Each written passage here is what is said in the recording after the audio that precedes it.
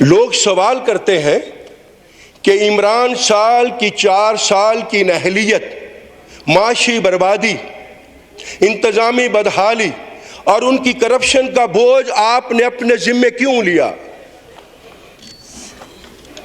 جبکہ یہ تاثر عام تھا بین الاقوامی منڈی میں کہ عمران خان کی حکومت کے بین الاقوامی معاہدوں کی پاسداری نہ کرتے ہوئے ڈیفالٹ ہونے جا رہی ہے، تو پھر کیا ضرورت تھی کہ اس حکومت کو لے لیا جاتا۔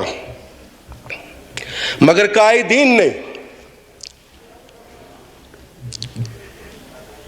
مستقبل کی جانب آسان بنانے کی بجائے وہ راستہ تجویز کیا جو ملک کی بہتری کے لیے تھا۔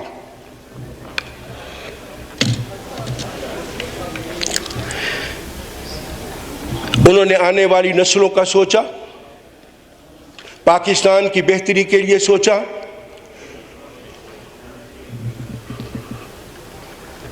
اور ہم نے جانتے بوجھتے سب کچھ دیکھتے ہوئے اس چیلنج کو قبول کیا۔ معیشت ڈوب رہی تھی، ملک ڈوب رہا تھا۔ یہ کیسے ممکن ہے کہ ہم سیاستدان ہوتے ہوئے منہ پھیر لیں؟ اگر ہم ایسا کریں گے تو پھر ہمیں سیاست کرنے کا کوئی حق نہیں، ہم اس کے لیے گھر بیٹھ جائیں۔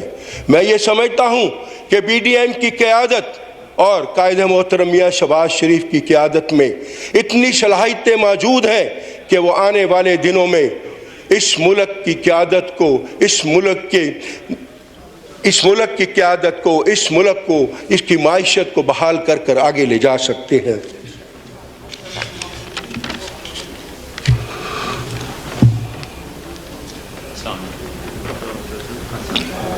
Now I shall tell you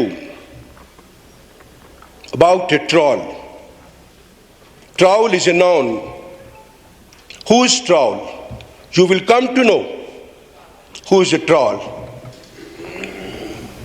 Trawl وہ ہے جو غیر ضروری طور پر لوگوں کو اکساتا ہے، اشتعال دلاتا ہے، ان کے مختلف نام رکھتا ہے، مختلف ناموں سے پکارتا ہے، ان کی تہذیب کرنا میں فخر محسوس کرتا ہے، ایک متعدش پسند حیوان ہے اور وہ اس بات پر خوشی محسوس کرتا ہے کہ میں دوسروں کی بے عزتی کر رہا ہوں۔ مختلف شوشے چھوڑتا چلا جاتا ہے، کبھی مذہبی معاملات میں اپنی منطقیں چھوڑتا ہے، جغرافیائی حیثیتوں کو بدل دیتا ہے، ایک کے بعد دوسرا، دوسرے کے بعد تیسرا، تیسرے کے بعد چوتھا شوشہ چھوڑتا چلا جاتا ہے تاکہ لوگوں کا ذہن اس کی کسی ایک بات پر متفق نہ ہو سکے اور لوگ مغالطے میں رہ کر اس کی باتیں سنتے جائیں اور پڑھتے جائیں۔ اپنے آپ کو عقل کل سمجھتا ہے، اپنی چھوٹی انا میں گم رہتا ہے، اپنے آپ کو ناروے اور سویڈن کی دو مالائی کہانیوں کا محور سمجھتا ہے۔ This is a troll. He is a troll.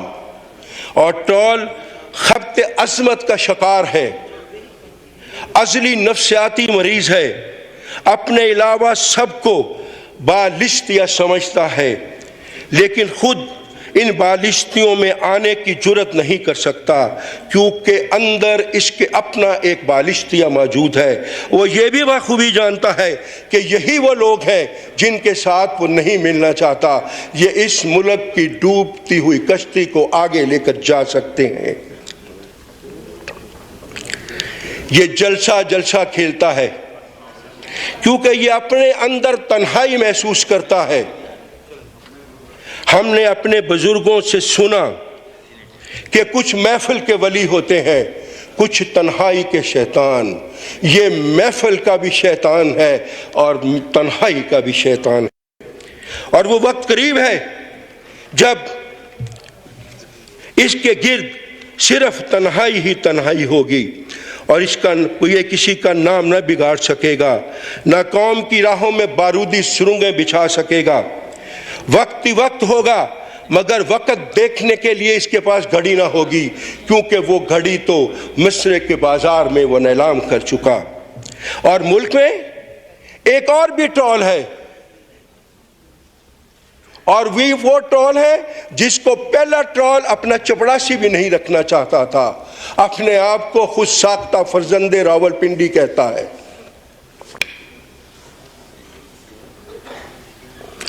اپنے بڑھاپے کو سجانے کے لیے، چھپانے کے لیے وگ کا استعمال کرتا ہے۔ یہ ہمارے معاشرے کا ایک مسخرہ کردار ہے۔ کچھ لوگ اس کو جمعہ جانجنل، کچھ لوگ اس کو ٹلی، کچھ لوگ اس کو بی پیندے کا لوٹا کہتے ہیں، لیکن یہ اصل میں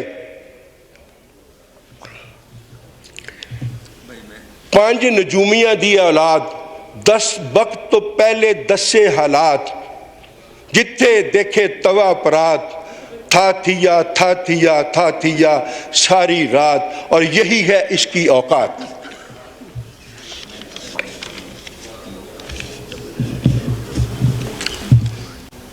جناب اسپیکر، عمران خان صاحب کو بہت شوق ہے، ہر روز پتہ نہیں کیسی گلو لگی ہے یا میٹھا ہے کہ ڈی چوک جانا ہے، ڈی چوک جانا ہے۔ 2014 میں بھی ڈی چوک تشریف لائے، کہنے لگے کہ استعفیٰ لے کر جاؤں گا، گھنگرو باجے، گھنگرو والیاں، ڈھولکے والیاں لے کر آئے اور اپنا سٹیج سجاتے رہے، لیکن جاتے ہوئے استعفیٰ دے کر چلے گئے۔ پھر بھی باز نہ آئے، ورثت اقتدار آئے، اب پھر انہوں نے ڈی چوک کا اشارہ دیا۔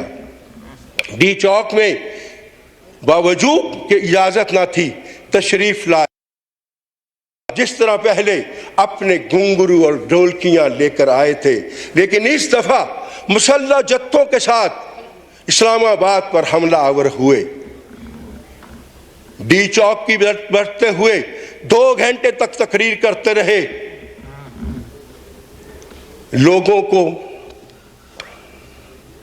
نیولے اور شام کی لڑائی کی کہانی سناتے رہے، لیکن جاتے جاتے 2 گھنٹے کے بعد سانڈے کا تیل بیچ کر پتلی گلی سے نکل گئے، لیکن پھر بھی شرمندہ نہیں ہوئے۔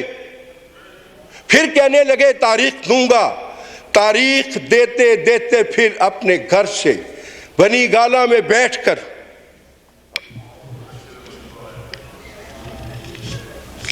انہوں نے لوگوں سے پھر کہا کہ نکلے بار، ساری رات درس دیتے رہے کربلا کی قربانی کا، اور خود بنی گالہ میں کوفیوں کی طرح بیٹھ کر چھپ گئے۔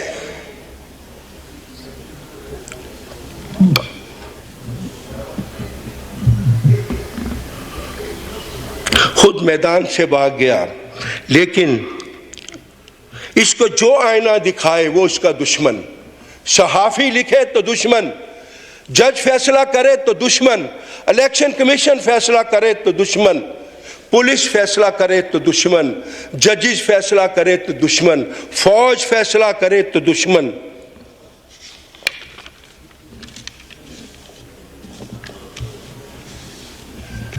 کیونکہ یہ اس کی فطرت ہے۔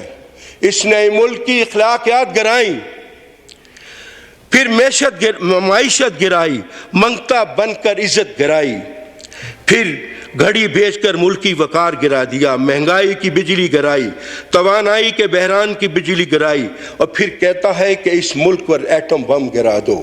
بتائیے یہ کس قسم کا لیڈر ہے جو تمام چیزوں کو گراتے چلا جاتا ہوا اپنی ذات کی خاطر یہ کہتا ہے کہ اس ملک پہ بم گرا دو؟ اور اب بنی گالہ میں بیٹھ کر حضرت زینب کے قاتلوں کی طرح پہلی صف میں کھڑا ہو کر اپنی 4 سالہ کارکردگی کا ماتم کر رہا ہے۔ ہاں، ابھی کچھ دن پہلے سابق ڈپٹی اسپیکر صاحب بڑے صد و مد سے کہہ رہے تھے کہ نکلو عمران خان کے لیے، ٹینک بھی آئے تو ان کے آگے لیٹ جاؤ۔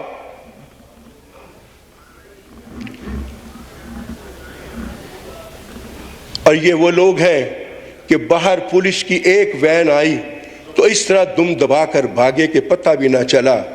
تو یہ کہنا ہے کہ ذات دی کوڑ کلی تے ٹینکاں نو جپے, انہیں شرم آنی چاہیے کہ یا کر ہیں. اور عمران خان صاحب ہمیں لنگر خانوں کا دھوکہ دے کر توشہ خانہ لوٹ کر لے گیا. شکر ہے کہ بچ گئے. ریاست مدینہ دکھاتے دکھاتے کہیں اسرائیل کی طرف نہیں لے گیا. اس کی بیوی نے اس کی زندگی پر پوری کتاب لکھ دی اور یہ امر بالمعروف کے ڈرامے کر رہا ہے. ذرا اس کا اندازہ کیجئے, اس کی چالاکیوں کا, اس کی دھوکہ بازیوں کا, اس کے فراڈ کا, کہ یہ کتنا بڑا فراڈ ہے. اور پھر اس سے بڑا فراڈ کیا ہوگا کہ جلسے میں کھڑے ہوتے ہوئے سوری کہتا ہے کہ اسے اسلامک ٹچ دے دیں اور خدا کا خوف کریں. کیا اسلام مذہب ایک ایسی چیز ہے جسے ٹچ دیا جاتا ہے؟ یہ تو دل کی آواز ہوتی ہے, یہ تو رواں رواں جسم اس کے لیے بولتا ہے.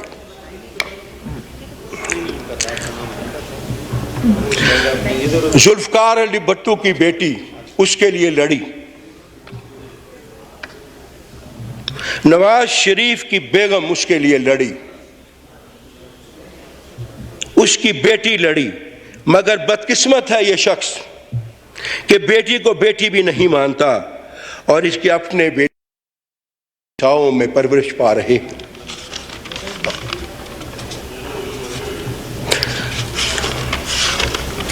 جناب والا, میں کچھ تجاویز رکھنا چاہتا ہوں بجٹ کے بارے میں. حبیب بینک کے پینشنر کی پینشن عدلیہ کے حکم کے مطابق 8,500 روپے کی جائے. سولر, ونڈ اور ہائیڈل پاور پروجیکٹ پر جایا جائے اور یہ تحقیقات کروائی جائیں کہ آج تک اس پر کام کیوں نہ ہوا. ماہرین کہتے ہیں کہ ایتھینول اگر استعمال کیا جائے تو 9 ارب ڈالر کی بچت ہو سکتی ہے.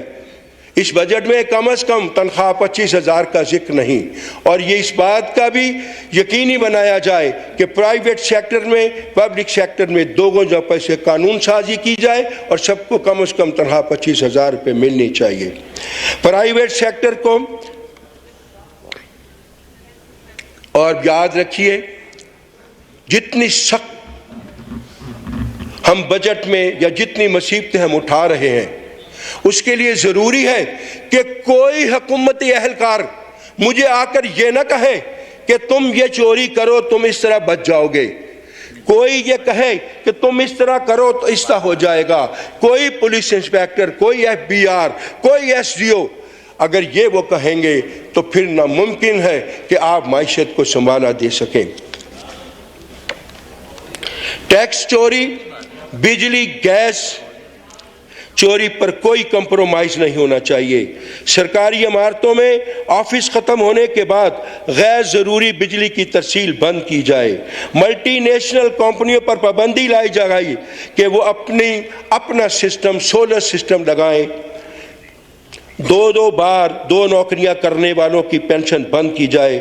گھریلو سسٹم, سولر سسٹم لگانے والوں کو بلا سود آسان اقساط پر قرضے دیے جائیں. کسی بھی آئٹم پر سبسڈی دینے کی بجائے, کوئی ضرورت نہیں ہے کسی چیز پر سبسڈی دینے کی, صرف سبسڈی دی جائے اشیاء خرد نوش پر تاکہ گھر کی کچن کی سبسڈی سے گھر جو ہے وہ چل سکے.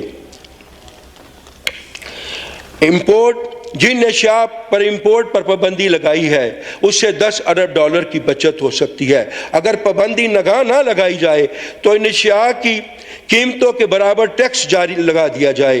الیکٹرک کاریں, موٹر سائیکلوں کی حوصلہ کشنی کی جائے کیونکہ بجلی کی بچت بچانا بہت ضروری ہے. اور دھیان رکھا جائے کہ اگر ایسا کیا گیا تو یہ وبا، اس وبا کا انجام بھی CNG جیسا نہ ہو۔ اگر اتنا ہی ضروری ہو الیکٹرک کاروں کو اور موٹر سائیکل کو چلانا کا تو ان کو کہا جائے کہ وہ بجلی سولر سے پیدا کریں، اپنی دیں اور اس سے وہ پکائیں۔ بلڈرز کے ساتھ مذاکرات کیے جائیں کیونکہ وہ اس وقت بہت پریشان ہیں۔ کاغذ سستا کیا جائے، پیپر انڈسٹری کی دھاندلی کو بچایا جائے تاکہ لوگ سستی کتابیں خرید سکیں۔ کتابیں مہنگی ہونے سے 6 لاکھ لوگ بچے اس وقت اپنی تعلیم جاری نہیں رکھ سکتے۔ خدارا اس پیپر انڈسٹری پر دیکھا جائے اور ان کے اوپر قدغن لگائی جائے کہ یہ قیمتیں اس تیزی سے نہ بڑھائیں جس طرح بڑھا رہے ہیں۔ بعض ریٹائرڈ لوگوں کی بجلی، پیٹرول، ڈرائیور اور ٹیلی فون کی مد میں ہماری قوم میں دی جانے والی بہت سی رقوم جو ہیں وہ بند کی جائیں۔ ملک کے قابل کاشت رقبہ کو کم ہو رہا ہے، اس کو کنٹرول کریں اور پرائیویٹ ہاؤسنگ سوسائٹیوں پر پابندی لگائیں۔ تمام ہاؤسنگ سوسائٹیوں پر پابندی لگائی جائے کہ وہ اپنا سولر سسٹم لگائیں، حکومت کی بجلی استعمال نہ کریں۔ اور یہ بھی پابندی لگائی جائے کہ ہر سوسائٹی جو ہے وہ اپنی سبزیوں کی کاشت کا طریقہ کار وضع کرے تاکہ دور سے جب سبزیاں آتی ہیں تو وہ مہنگی ہو جاتی ہیں، وہیں پر دستیاب ہوں گی۔ کئی ایکڑ پر مشتمل سرکاری رہائش گاہوں کو ختم کر کے چھوٹی رہائش گاہیں بنائی جائیں جس سے بجلی کی اور اخراجات کی بچت ہوگی۔ سرمایہ کاری کا رخ انڈسٹری کے ساتھ ساتھ تیل کے ذخائر کی تلاش کی طرف کیا جائے۔ 40 لاکھ ان کو ترتیب دی جائے، آبادی کے اضافے کو روکا جائے۔ یہ بہت ضروری ہے کہ ان بات کو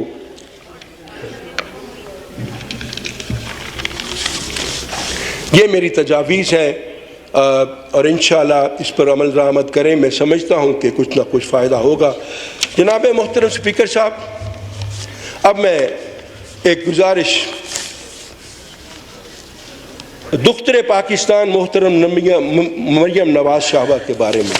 لوگ بڑی باتیں کرتے ہیں، لوگوں کا کام ہے باتیں کرنا، کرتے رہیں، لیکن وہ ایک آفتاب ہے جو ابھر رہا ہے، اس کو ابھرنے سے کوئی نہیں روک سکتا۔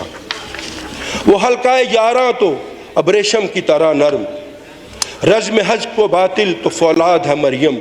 ایک امکان ہے، امیدوں کا جہان ہے، دھوپ میں سائبان ہے، خوابوں برا شبستان ہے، پھولوں سے لدا گلستان ہے، فکر و عمل کا دبستان ہے، مثبت سیاست کا کاروان ہے، پورا ہوتا ہوا پیمان ہے، نواز شریف کی پہچان ہے، ہمارا روشن پاکستان ہے۔ اس کی تقریروں کے الفاظ دشمن کے سینے کو چیر کر اس کے دل میں پیوست ہو کر اسے تڑپانے کے لیے چھوڑ دیتے ہیں۔ دعا کریں کہ سلامت رہے اس کی ہمت، یہ ایک چراغ کئی اندھیروں پہ باری ہے۔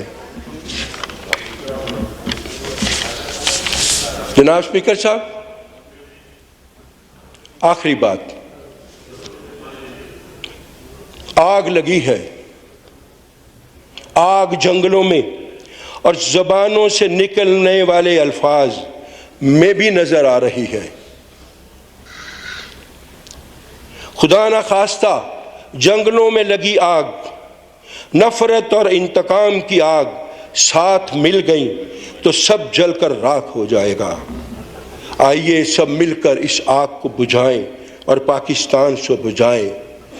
دل سے نکلے گی نہ مر کر بھی وطن کی الفت، دل سے نکلے گی نہ مر کر بھی وطن کی الفت، میری مٹی سے بھی خوشبو وفا آئے گی۔ بہت شکریہ۔